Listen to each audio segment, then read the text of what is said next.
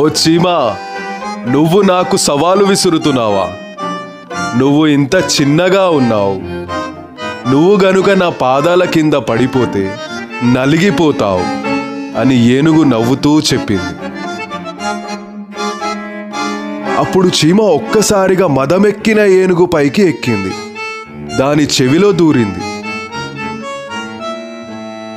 మదమెక్కిన ఏనుగు భయంతో ఏకంగా అడవిలో పరుగులు పెట్టింది.